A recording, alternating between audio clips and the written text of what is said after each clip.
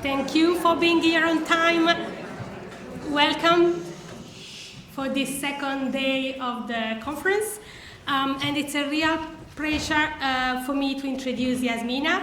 I'm Agata Daddato, Senior Policy Officer at Eurochild, and the Secretariat of Eurochild is based in Brussels. I have this honor to introduce Jasmina, our first speaker of the morning. Jasmina has some 20 years of international experience in managing child rights and child protection programs across all over the world. She's very global oriented. She has been with the UNICEF Office of Research Innocenti since 2010, and at Innocenti, Jasmina leads the work on family and parenting support, but also the work on children's rights in the digital age. The UNICEF Office of Research Innocenti has actually set up a research agenda, a global research agenda on family and parenting support. And really the idea is to contribute to build a robust evidence on what works, why it works, and under which circumstances.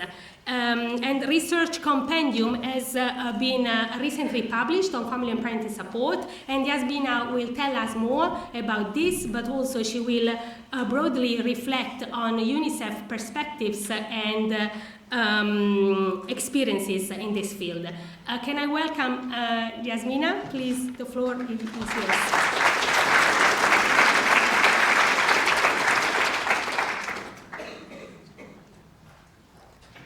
Thank you, Agata, for this kind introduction. We're Italian contingent there.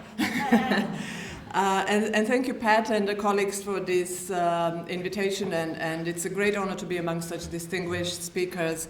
And I was wondering last night, what can I say that you don't already know that you haven't heard in the past day as well?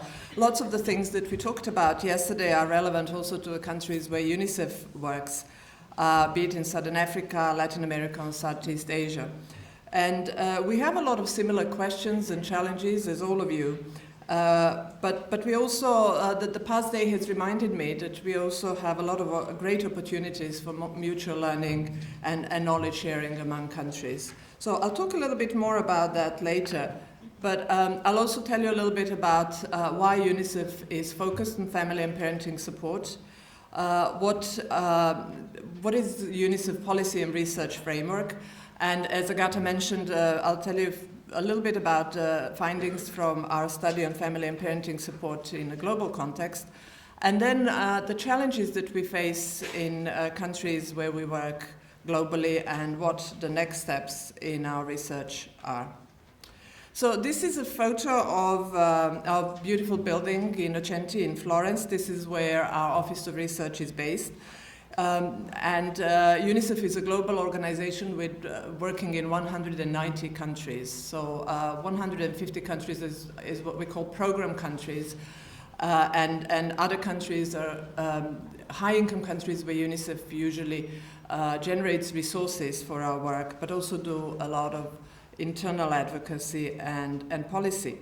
And we are conveniently based in this beautiful building that was designed by a famous architect, Brunelleschi, in the 15th century, and it's one of the first, if not the first, foundling hospital, an orphanage in Europe. And now it houses not only our research center, but also Italian research in Innocenti and a couple of kindergartens, and it's a really lovely place. There's a beautiful museum. If you're ever there, come and visit. And this is our office in New York. We technically belong to headquarters, but we are far apart from them, which is not a bad thing. We are a very small team, but we work with a number of partners, institutions and academia, with University of Oxford, University of Cape Town, University of Edinburgh, University of North Carolina, and of course with your center here, and we hope to strengthen the ties, particularly around family support and parenting support and research in this area. And this is just briefly a structure of our office and the work we do. We have two research or I would say, 3 research teams that do strategic research. One is on social economic policy analysis. You're probably familiar with the report card series that UNICEF publishes every year or every 2 years about the child well-being in rich countries. I think somebody was mentioning the other day that, yes, they all know because their country was at the bottom of the list. It's a ranking of all the countries, how they do when it comes to well-being. We also work on impact evaluations of cash transfers in lower income countries, on family and parenting support, drivers of violence, governance issues, but also children and internet. We have a small team who is working on education and innovation.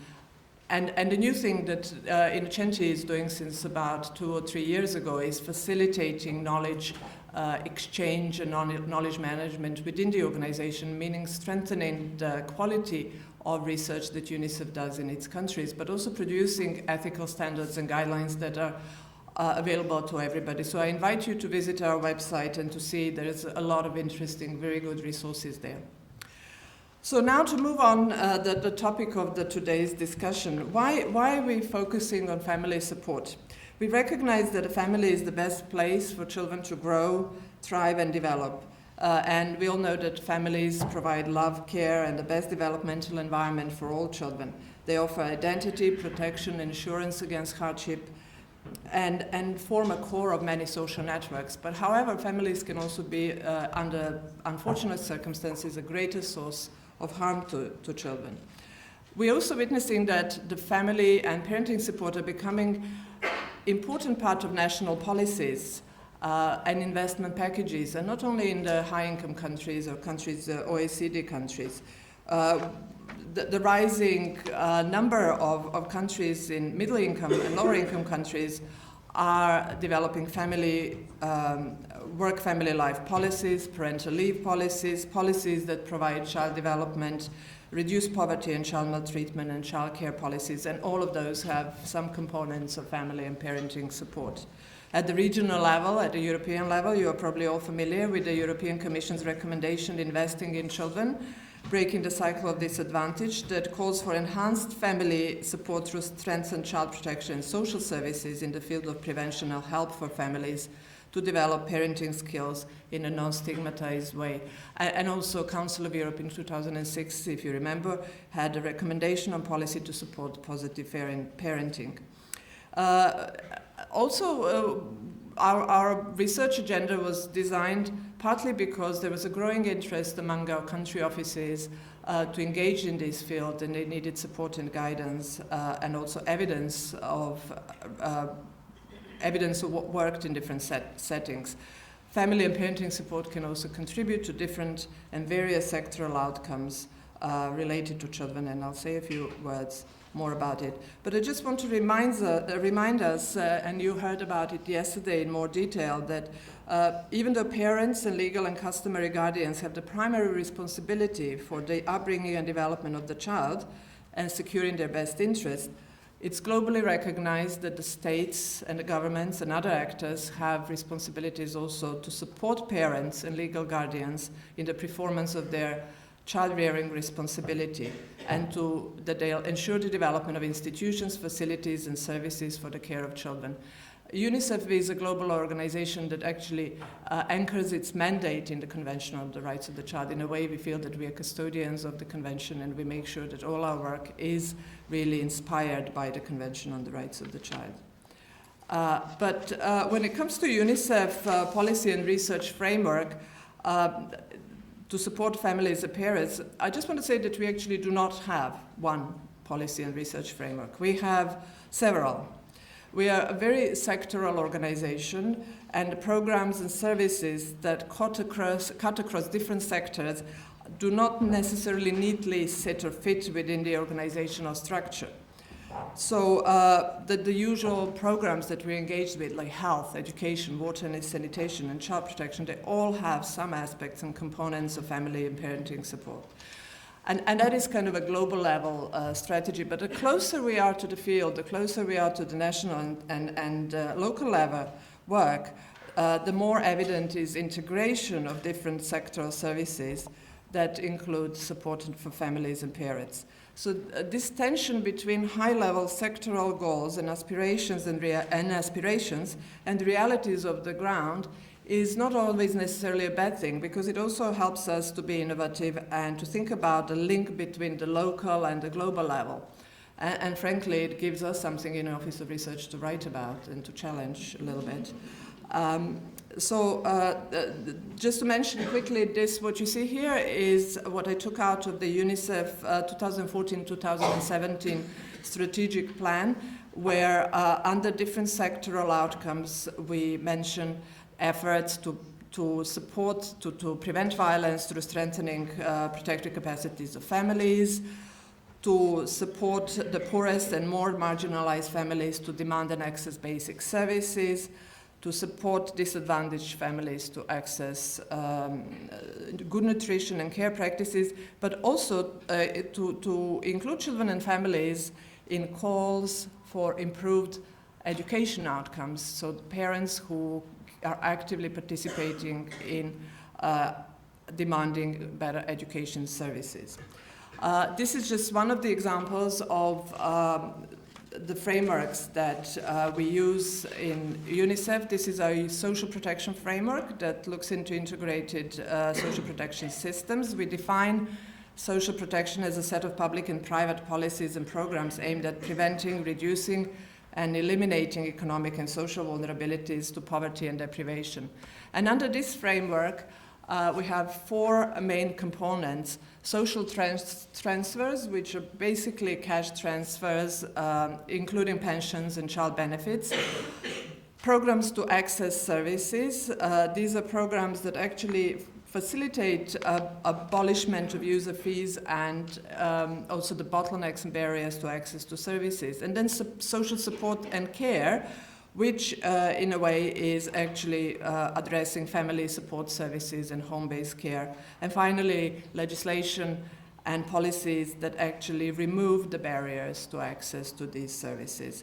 And under this framework, we define family support as activities to strengthen and preserve families, prevent family separation, and ensure early intervention in families deemed at risk. So it is a little bit narrow, as you could see. It also focuses on families at risk, and then the framework provides two examples about how family support can be used as a child protection instrument that prevents and intervenes early in child protection issues through parenting education, family mediation, legal advice and services, but also as a social protection instrument, including home-based care and referral to services to those families who are marginalized.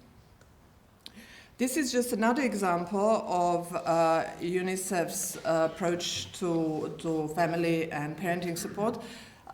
This is a book that came out recently about 6 strategies to address violence against children, and one of the 6 strategies includes parenting support as well.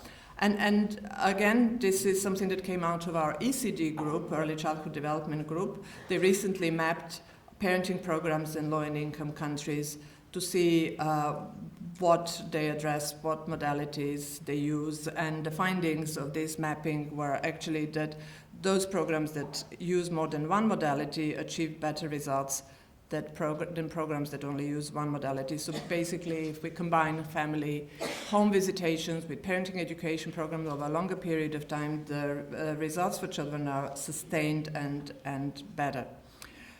Now, having all this in mind, we in Office of Research started working on developing a conceptual framework that would guide our research to see how we can actually bring all these different elements and different sectoral goals and aspirations under one umbrella.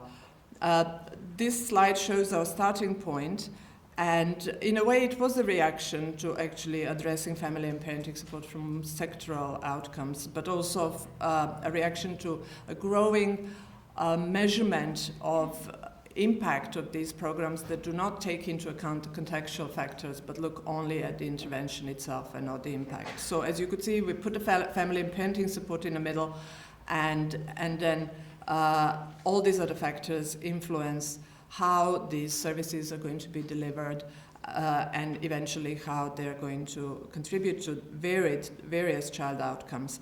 Principles that guide this work are looking at both universal and targeted services, primary and early intervention, but also we have taken on a life cycle approach. So looking at children of early age, because early childhood development is a critical period of development of every child, but also adolescence, as that's a period of intensive brain maturation and a period of intense cognitive development, but also a period that is characterized by risk-taking behavior. So we developed a three-phase research agenda based on this conceptual framework. The first one would be to look at the different conceptual understandings and orientations in family and parenting support policies and provisions to promote child and adolescent well-being. So the approach was really to look at the global literature and a policy review to see what the policies are, what are the policy trends, what are the drivers of these policies. And we just published a couple of months ago analytical paper and 9 national case studies. 9 is an odd number. We used to have 10, but one dropped case study in March 2015. The second phase would look at the correlations and associations between family structure, family relations, family assets, and processes with child outcomes. And we are going to do that through systematic literature review and secondary analysis of cohort study data. And the third phase will actually drill even deeper and look at the really specific case studies, national case studies, and to see how do family and parenting support in select countries impact on parental competencies, roles and relationships, as well as the outcomes, and what contributes to the program's success or failure. Of course, we have to be open to the fact that programs may not have desired outcomes. Approach is going to be through doing impact evaluations and policy implementation readiness analysis. So this is a study that we just published. You have a picture there, you can access it, hard copies here. I left one out in the lobby. Unfortunately, I don't have 250 copies for all the delegates here, but you can download it from the internet. A number of academics and authors worked with us on this study. Professor Mary Daly from Oxford University, who developed a conceptual framework, Rachel Braze, Lata, Jasmina, that's me. But also we have Maureen Soms from Jamaica, Ninoslava Pečnik from Croatia, Armando Barrientos, who helped us with the Chile study, and so on. Research questions were, as I mentioned earlier, what are the forms and modalities of relevant policies, and where are parenting and family support located in a national policy and portfolios of provision? What are the theoretical underpinnings and guiding rationales of family support and parenting support? What are the key features of the policy background and the main actors involved? And what are the most outstanding gaps in research, knowledge, and information? And actually, through analyzing these data that we gathered, we also used this to develop an analytical and a policy framework that could guide the future research in this area. We reviewed some 120 studies, academic literature, about 54 national policies. We did a survey with UNICEF country offices. We looked at different evaluation databases, including our own UNICEF evaluation database, and 9 case studies: Belarus, Chile, Croatia, England, Jamaica, the Philippines, South Africa, and Sweden. Last year, in May, we held an expert consultation in 2014, and the results of this consultation is already available online as well. You can find it on our website. Here's the link. This was the geographic coverage of the study. So we decided on these countries through looking at preliminary literature and also the UNICEF country office annual reports and other organizations' annual reports to find out where there are things happening. And then we actually supplemented these surveys we did with different countries with studies, evaluations, and policy documents. So it's quite a broad spread, not many high-income countries apart from UK and Sweden. we had disproportionate answer and interest from countries in Central Eastern Europe, but they're also a kind of a hub of policy innovation in this field. There's a lot of happening in countries in Central Eastern Europe around family and parenting support, either under the social protection umbrella or early childhood development. And like any other study, we struggled a little bit with definitions and how we were going to understand and conceptualize family. So we knew that the understanding of a family differs in different countries and different cultural traditions. But we decided to understand it as the most significant intimate group, which can be defined either by kinship, marriage, adoption, or choice. So as you can see, it's a very broad definition of family. But also parents is not limited to biological or legal parents, but indeed to everyone who is a main caregiver of a child. And it doesn't have to be a parent, it could be a grandparent or a relative. When it comes to definition of a family support, I think half of our meeting in May was, I think Pat can attest to that, was about actually how do we define family support and how do we define parenting support? And is parenting support a subset of the family support or not? And we opted for this really broad definition of family support that looks at a set of services and activities oriented to improving family functioning and grounding child rearing and other familial activities in a system of supportive relationships and resources. So we deliberately left it open like this so that it doesn't tell us whether we are targeting at-risk families or families in general. Whereas the parenting support is a set of services and activities oriented to improving how parents approach and execute their role as parents and increasing their child rearing resources. Now, why did we want to treat them as two separate but really closely related contexts? Is that because we observed that in countries where we work, there are parenting support programs, but not necessarily family support, or the other way around. We don't necessarily think it's a good thing that the parenting exists in a vacuum, outside of any national framework or policy, but that is the case. And through examining the case studies and literature, we observed these main trends globally. Family support is more prominent and driven, as I said, around the concerns of child protection and the recognition of weaknesses within the families and addressing family problems like poverty, family separation, HIV and AIDS. And it's developed in two forms mostly. Through reorientation and establishment of cash payments to families. And here for our research framework, we wanted to limit it to the cash payments that have also a component that involves some kind of a support, like a service or psychosocial support to families, because there are a lot of cash transfers and programs that are just pure cash.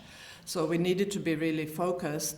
And as an example, are countries like Chile, Brazil, the Philippines, Chile Solidario program being one of the most famous ones.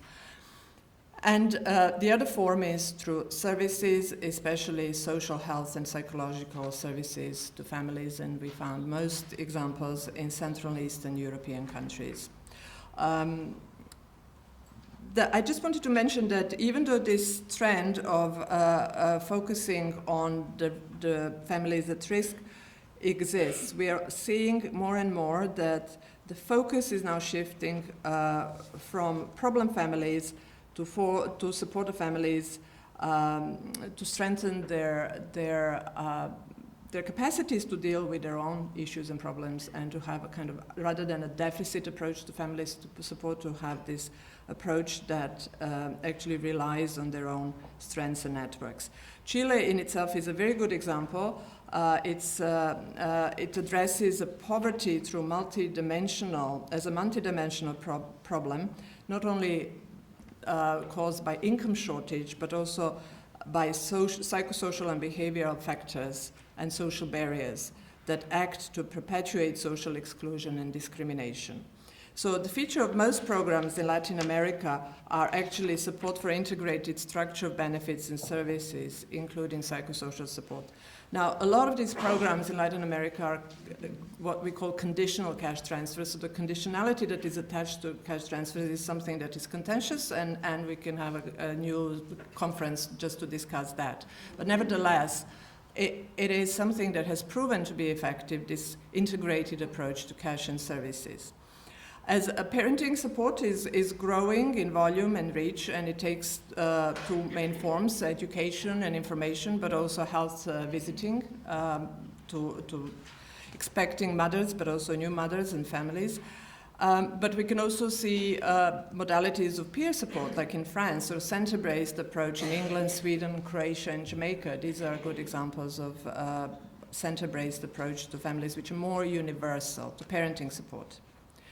And the parenting support mostly comes from the Early Child Development Trust, but also a positive physical and cognitive development, and from a child risk perspective that is actually focusing on so-called positive parenting.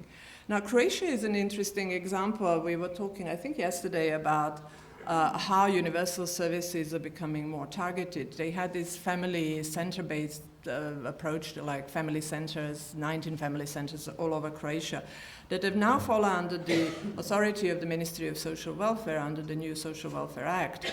So all of a sudden they're not universal centers anymore, but they're just catering for families at risk. So even though in theory they're supposed to be both universal and targeted centers, it causes a lot of stigma, so that families do not necessarily want to go to these centers because they feel like these are only designed for families with problems, and we don't want to be identified as families with problems. So it's a big tension there. Hopefully Croatia finds a way to deal with this.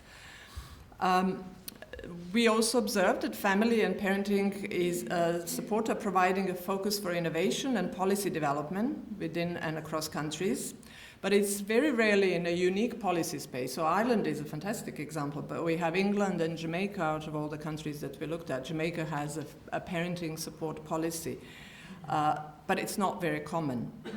And also, most of these policies have a tendency towards a wide set of aims and objectives, targeting both child, mother, father, and a family, and a range of actors who are involved in family and parenting support, from community-based organizations to bigger NGO governments, and even international agencies and international NGOs who are delivering these kind of programs.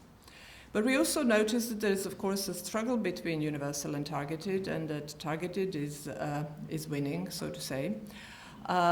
We observed through our study that it's so-called a feminization of programs, not only that recipients of the programs are mostly mothers, but also that those who deliver programs are mostly women. I'm not going to count how many women we have here in the room, but it is something that is a challenge. How do we actually involve fathers more into the, as targets of these parenting programs?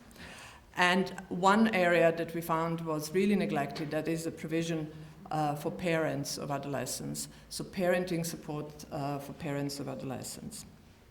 So we developed this conceptual framework. I'll just quickly run through it. I have a few more minutes before I have to wrap up.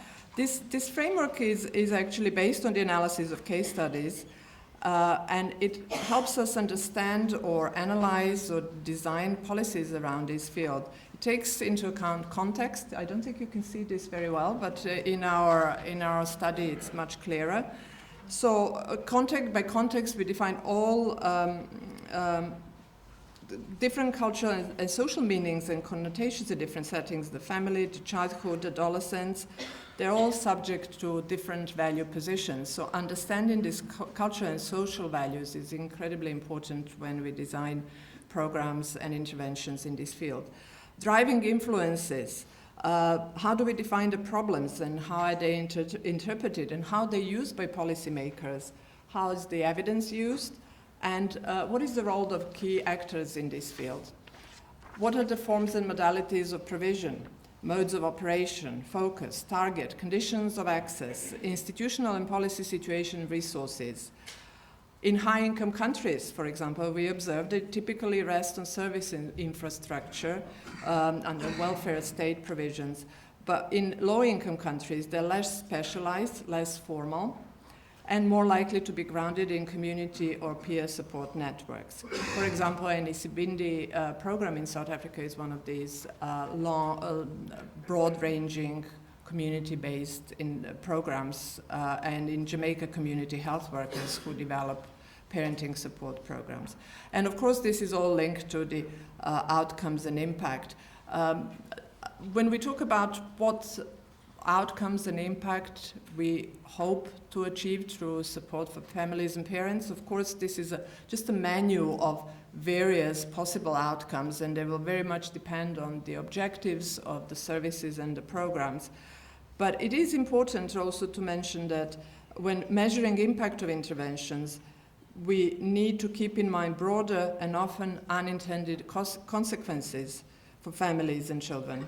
And often in the evaluations of these programs, they are neglected. So what are the key challenges related to family and parenting programs in various national contexts? First of all, there's a challenge of transferability. So if a lower income country wants to introduce a parenting or family support program, they automatically look to the kind of high income countries' evidence-based programs, and they want to use them. But it's not easy to transfer these programs in these countries. First of all, there's a cost associated to these programs, both in terms of license purchase, but also implementation cost and evaluation cost. There are differences in family structures and dynamics, parenting practices, and prevalence of orphanhood and family separation in many countries, and structural factors that affect family separations, not only HIV, but migration as well in many places. And striking the balance between the original evidence-based program and cultural differences in a new setting is also something that is challenges. We observe also there's a disconnect between policy and practice on the ground. Even the countries that have really high-level, excellent policies do not necessarily have adequate services and institutional capacities and organizational capacities to deliver these services. So we observe in many low-income countries that there's over-reliance on traditional networks that take often the role of the state or official service providers, and then these community networks are overstretched and overburdened and not able to deliver what they are supposed to.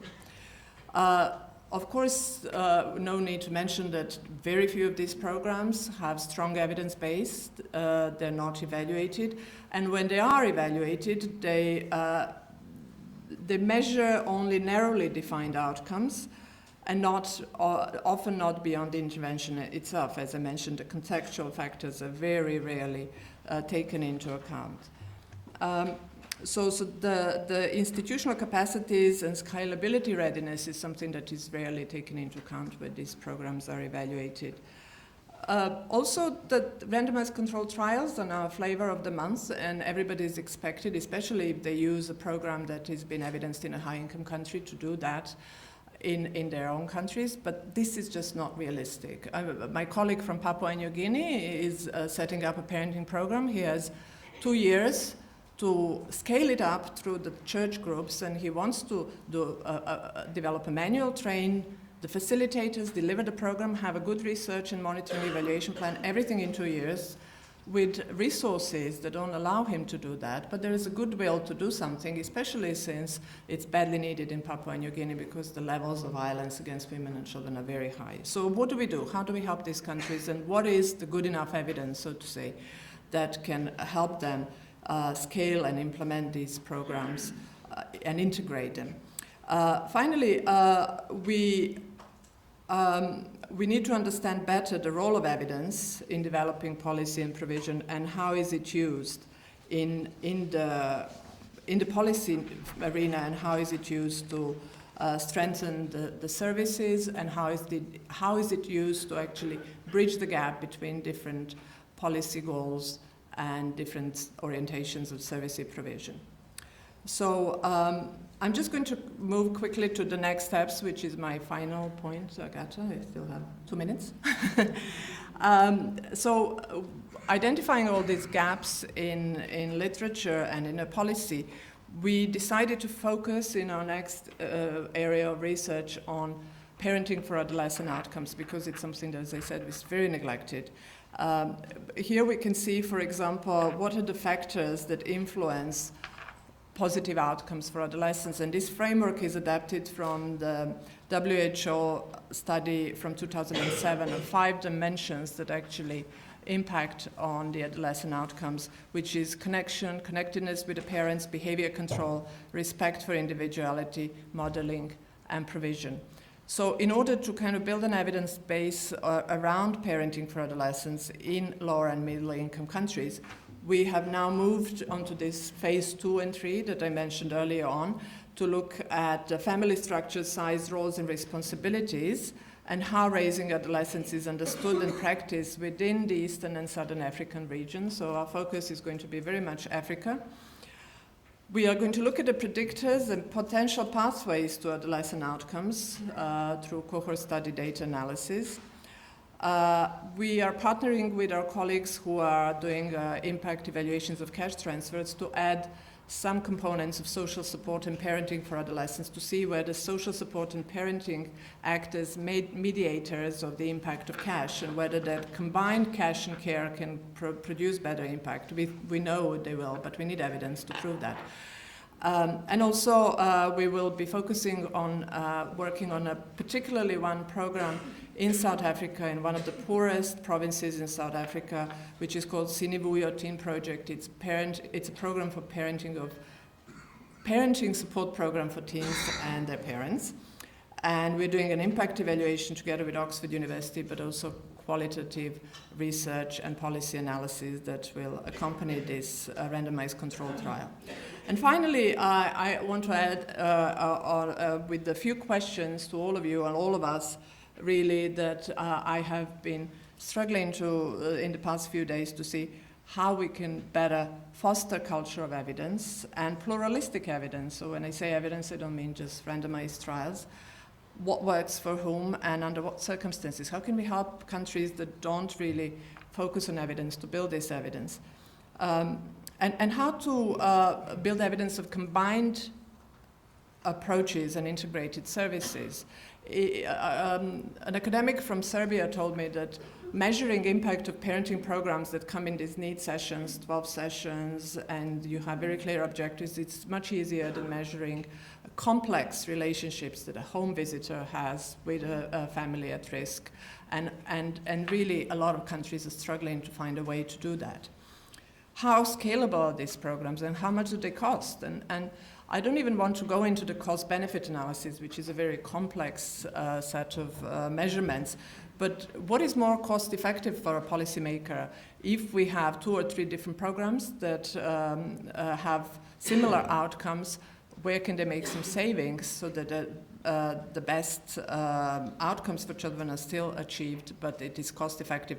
I don't know whether that works with the policymakers or not. I hope that some of the policymakers will tell us what really evidence they need in order to make these decisions. There's a big question still about how family and parenting support programs link to other social policy goals, like poverty reduction, family care policies, child care policies, and so on. And I want to add on a note that kind of resonates with what John was saying yesterday when we talked about the power. And if we also look at the power of being knowledge, and power of knowledge that is concentrated currently in the north, but also the knowledge that exists in the south that is a different kind of knowledge. How do we transfer this power across these different regions? How do we support this exchange between the north and the south in different countries? Because I think there is a lot of opportunity to learn from each other at different levels. So on that note, I'd like to finish, and I hope that in the next meeting in 2 years' time, I'll have some more of our colleagues from countries where we work that can engage with all of you and that can contribute to mutual learning. Thank you very much.